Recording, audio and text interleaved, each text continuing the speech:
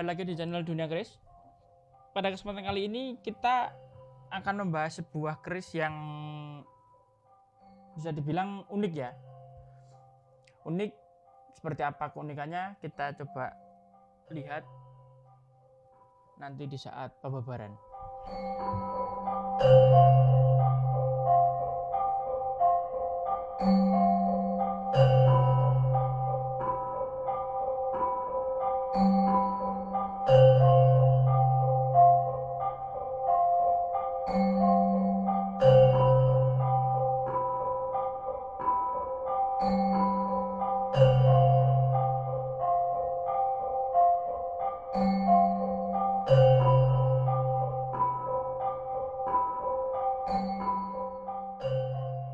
Oke, seperti ini untuk sandangannya. Dia menggunakan warangka ladrang Surakarta dengan kayunya ini kayu jati. Sebelum membahas mendalam perihal warangkanya, kita seperti biasa ke dedernya terlebih dahulu. Untuk deder, dia masuk ke dalam bentuk Yudhawinatan dan juga bahannya dia terbuat dari bahan kemuning kayunya. Untuk prodonya atau ukiran yang terdapat pada dedernya, dia tidak terlalu dalam dan tidak terlalu rapi. Dia ya hanya cukup ada. Tapi untuk dari segi garap dia masih tergolong garap biasa secara kualitas ya. Tentu yang bisa dipastikan ini lamen atau lawasan. Kita turun sedikit kepada bagian mendaknya. Mendaknya ini masuk ke dalam model mendak kendit dengan permatanya ini permata sintetis ya. Dia ada yang warna putih, ada yang warna merah, ada yang warna hijau. Tapi ini sintetis. Untuk bahannya sendiri dia terbuat dari bahan kuningan yang dicat atau dilapis dengan warna perak. Seperti itu. Lalu lanjut kepada pembahasan bagian warangkanya. Warangkanya tadi di awal sudah saya sebutkan bahwa warangkanya masuk ke ladrang Surakarta dengan kayunya kayu jati ya, dan dia iras, jadi dia tanpa sambungan pada bagian pelok dan juga gandarnya. Dia adalah satu kesatuan kayunya, tidak sambungan, yang dilengkapi dengan pendok blewah bahan mamas, tapi ini di krom atau dilapisi dengan warna emas.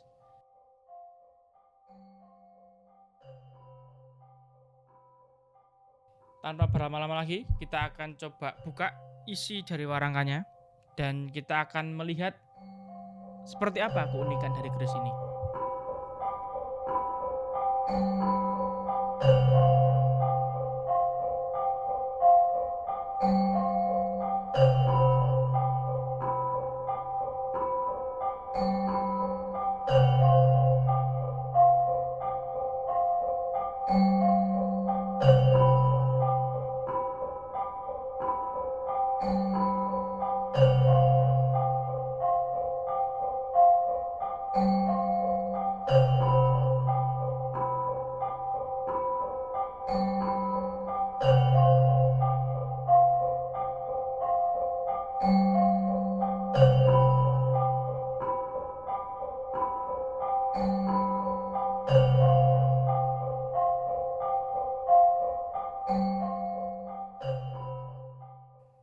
Oke, seperti ini untuk kerisnya. Sekilas nampak normal, sekilas nampak biasa saja dalam artikan tidak ada keunikan kok, tidak ada kejanggalan kok gitu. Tetapi jika kita melihat dari pamor, dia bagus, utuh pamornya. Saya akan perjelas. Untuk pamor dia utuh, rapi juga, masuk ke dalam jenis pamor Wahyu Tumurun.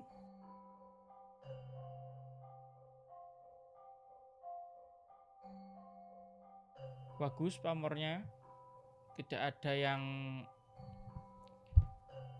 lepas, semua masih nampak sempurna untuk pamornya. Tetapi jika saudara sekalian memperhatikan bagian ricikannya, atau jika kita ingin mengidentifikasikan keris ini untuk masuk di dapur apa, nah itu baru terlihat keunikannya.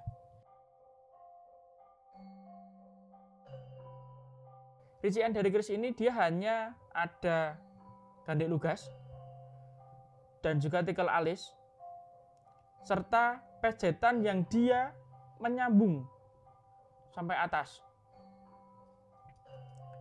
Dia berhenti di 1/4 bilah. Jadi pejetannya itu lanjut ini, nyambung. Nah, biasanya sebutannya ini disebut dengan pejetan lajeng. Jadi dia terusan pejetannya. Biasanya kan pejetannya hanya pejetan saja, dia berhenti. Tetapi untuk yang ini, kasusnya itu dia sampai pada 1/4 bilah. Bolak-balik sama di sisi A atau sisi B. Nah, ini juga sama. Gandek lugas, tikel alis, normal, dan juga pejetan lajeng. Sampai pada 1/4 bilah. Seperti itu. Nah, itu adalah bentuk dari keunikan keris ini. Dan juga dia menggunakan serawaian pada bagian lidangnya dan greneng. Dia terdapat greneng yang dilengkapi dengan luk berjumlah 9. 1, 2, 3, 4, 5, 6, 7, 8, 9. Nah, jika kita cari ke dalam buku dapur dengan rincian yang tadi itu, yang sudah kita lihat, yaitu gandek lugas, tikel alis, pejetan lajeng, serawaian, greneng, dan luk 9, itu tidak ada satupun dari dapur luk 9 yang tertera di buku itu sama atau menyatakan bahwa rinciannya itu sama dengan keris ini.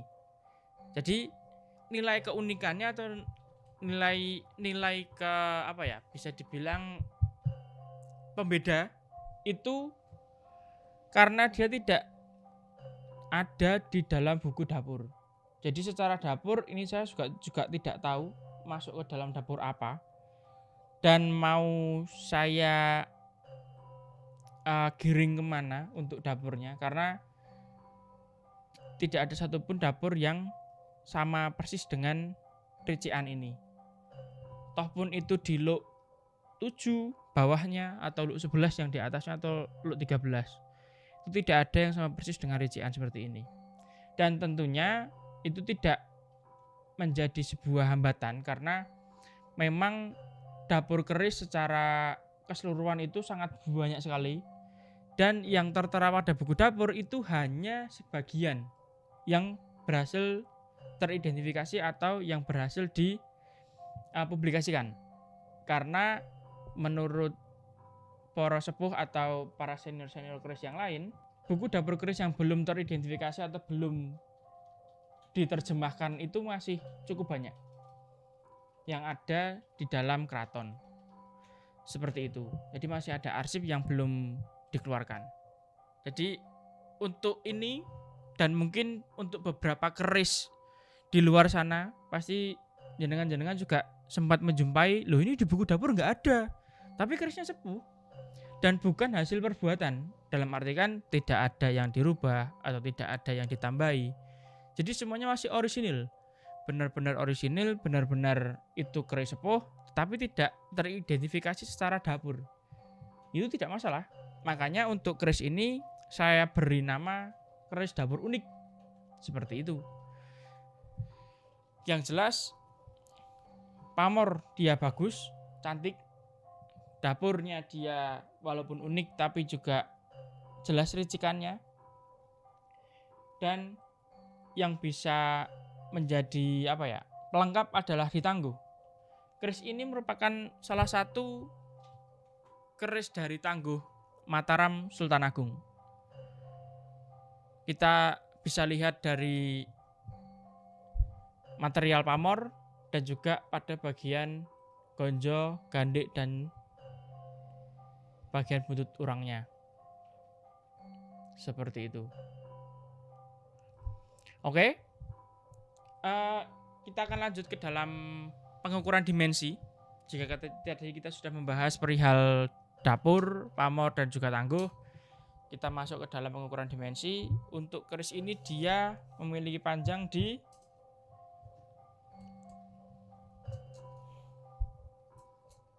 36,7 cm. Tergolong keris normal untuk Tangguh Mataram Sultan Agung, dan juga memiliki panjang gonjo di 8,5, masih ideal. Lalu ini akan saya coba untuk buka dedernya seperti biasa. Kita akan lihat keutuhannya, keasliannya, bagaimana kondisi besinya, serta kita akan coba ukur juga untuk pada bagian besi. Serta setelah itu, setelah saya rapikan kembali, kita akan masuk ke dalam sesi pemberian minyak.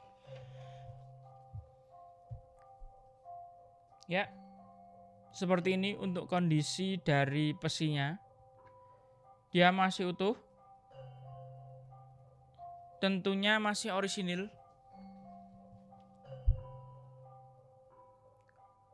Masih orisinil, belum gantian dan tidak ada sambungan. Dia masih benar-benar utuh dan orisinil. Untuk panjangnya sendiri, besinya berada di 7,5 cm. Untuk besi berada di 7,5 cm. Dan ini saya akan rapikan dulu. Setelah saya rapikan, kita akan lihat kondisi di saat diberi minyak. Oke, sudah saya rapikan kembali. Dan ini akan saya olesi minyak terlebih dahulu.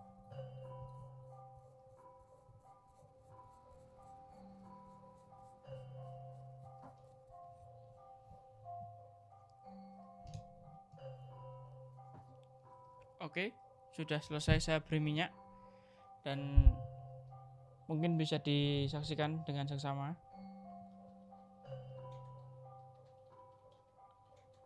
Penampakan dari bilah keris yang sudah diberi minyak. Dan mungkin juga bisa dibandingkan di saat dia kondisi kering dengan kondisi basah terkena minyak.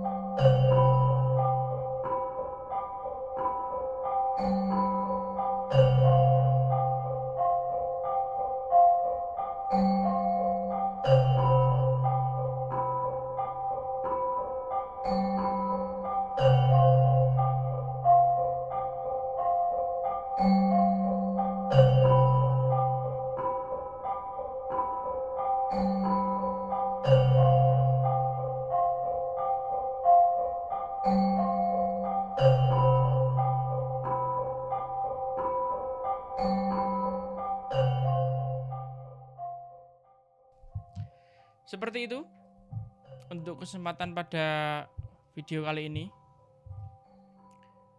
Yang penasaran perihal mahar bisa kunjungi di website resmi kami.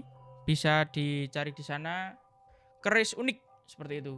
Nanti bisa kunjungi di website resmi kami, ada di www.duniakeris.com. Dan bagi jenengan-jenengan semua yang ingin mencari tahu lebih lanjut apa itu dunia keris, siapa itu dunia keris, bisa kunjungi sosial media kami, ada di Instagram dan juga TikTok. Namanya juga Dunia Keris juga sama. Di sana juga terdapat beberapa hal yang kita share, bukan hanya sekedar kita berjualan, tapi juga ada beberapa konten literasi dan juga konten-konten yang sifatnya adalah sharing. Seperti itu untuk kesempatan kali ini saya akhiri. Semoga bisa bertemu di kesempatan yang akan datang. Terima kasih sudah menonton video dari awal hingga akhir video ini. Dan terima kasih juga sudah selalu support Dunia Keris dengan menonton dan juga memberi komentar ataupun like-nya. Dan saya harapkan juga bisa di-share ke kerabat ataupun sanak saudara atau ke teman-teman jenengan semua sesama pecinta Tusanashi maupun yang awam perihal Tusanashi.